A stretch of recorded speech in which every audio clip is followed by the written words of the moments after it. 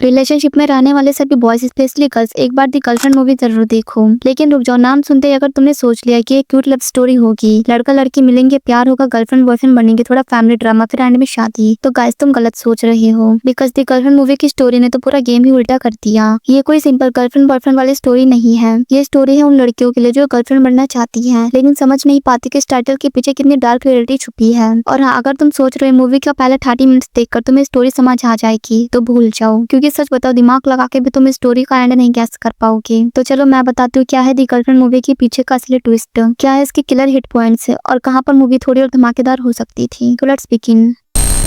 Movie की starting होती है एक कॉलेज सीन से जहाँ रैगिंग चल रही होती है और वहीं एंट्री होती है हीरो की या शायद विलन की, विक्रम। क्योंकि आगे चल के आपको समझ आ जाएगा ये लड़का हीरो है भी या नहीं। विक्रम कॉलेज का चार्मिंग, कॉन्फिडेंट, थोड़ा एटीट्यूड वाला बंदा जिसे सब जानते हैं। दुर्गा नाम की एक लड़की उसके प्यार में पागल है पर विक्रम के लिए वो सिर्फ एक दोस्त है। और तभी एंट्री होती है भूमा की, रश्मिका मंदाना, एक सिंपल स्वीट ट्रेडिशनल लड़की जिसकी मम्मी का चाइल्डहुड में ही देहांत हो गया था जब वो छोटी थी और अब सिर्फ पापा ही उसकी दुनिया थे। भूमा मुंबई आती है एमए इंग्लिश लिटरेचर पढ़ने के लिए, बिल्कुल नए सपनों के साथ। स्टोरी जंप करती है 1 साल बाद, एक एक्सीडेंट, एक टकराव और पहली बार भूमा और विक्रम मिलते हैं और बस यहीं से शुरुआत होती है एक लव स्टोरी जिसमें प्यार कम और कंट्रोल ज्यादा है। विक्रम भूमा को इम्प्रेस करने लगता है, हर जगह उसके आसपास रहता है। एक रात दोनों एक साथ रूम में मूवी देख रहे होते हैं और मूवी के एंड होने पर विक्रम बिना भूमा के परमिशन के उसे किस कर लेता है। अगली सुबह कॉलेज भर में न्यूज फैल जाती है भूमा और विक्रम एक कपल है। पहले पहले सब नॉर्मल लगता है, कॉफी डेट्स, केयर, अटेंशन, पर धीरे धीरे विक्रम का असली चेहरा सामने आता है। वो पॉजेसिव, कंट्रोलिंग और टॉक्सिक निकलता है। भूमा किसी और लड़के से बात करे ये भी उसे बर्दाश्त नहीं होता, उसके सारे फ्रेंड्स से उसे अलग कर देता है। एक दिन कॉलेज ड्रामा में भूमा की एक्टिंग सबको पसंद आती है, सब तारीफ करते हैं, पर विक्रम को उसकी खुशी भी पसंद नहीं आती। उसके मुंह से निकलता है तुम्हें बॉयज की अटेंशन चाहिए ना, और यहीं से भूमा की स्मेल धुंधली पड़ने लगती है। एक दिन दुर्गा जो अब उसकी फ्रेंड बन चुकी थी भूमा को घुमाने ले जाती है और वही एक शॉकिंग बात बताती है कि वो पहले विक्रम से प्यार करती थी और उसने एक बार विक्रम को किस करने का भी ट्राई किया था।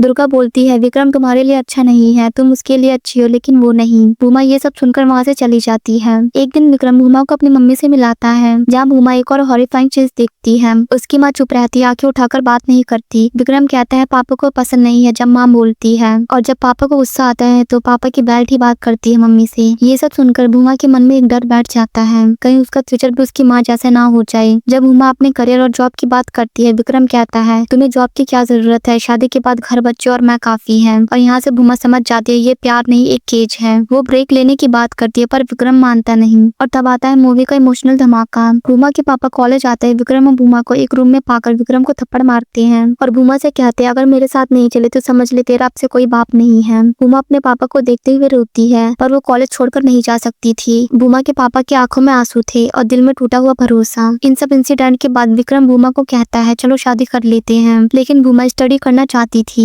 और इन सब चीजों से परेशान होकर सब कुछ सोचती है और विक्रम से आमने सामने बैठकर उसे समझाकर कहती है I want breakup with you, अब मैं नहीं कर सकती और कुछ। और विक्रम पूरी तरह ऑब्सेसिव हो जाता है। भूमा का पीछा करना, धमकाना, उसकी फोटोज वायरल करना, उसके रूम के गेट पर लिख देता है full enjoyment only 50 rupees. College भर में भूमा के खिलाफ बदनामी फैल जाती है। एंड गाइस ये सीन दिल हिला देने वाला है। भूमा अब टूट चुकी होती है, वो अपने कमरे को बंद करके वहीं बैठ जाती है, रोते रोते थक जाती है। तभी कोई उसके गेट पर पानी फेंकता है और वो और कोई नहीं दुर्गा होती है उसकी फ्रेंड। भूमा उसे पकड़कर जोर जोर से रोने लगती है। दुर्गा कहती है it's okay, this is not your fault. दोनों मिलकर वो गंदा पोस्टर साफ करते हैं गेट से। भूमा के कपड़ों पर रंग लग जाता है और उसके चेहरे पर अब नया एक्सप्रेशन होता है, फेयरलेस। उसकी आंखें लाल जैसे माँ काली का रूप। वो अपने पापा को कॉल करती है और कहती है पापा मुझे बस एक लास्ट चांस दे दीजिए, मुझे बस एक बार माफ कर दीजिए। और उसके पापा कहते हैं तेरी माँ की जगह तुझे मर जाना चाहिए था। बस उस पर भूमा के अंदर का सारा डर मर जाता है। अब वो वही कपड़े पहने बिना दुपट्टा लिए कॉलेज पार्टी में पहुंचती है। स्टेज पर चढ़कर म्यूजिक तोड़ देती है और सबके सामने कुछ ऐसा बोलती है जिससे सबके होश उड़ जाते हैं। उसके वर्ड से साफ पता चलता है वो अब किसी से नहीं डरती।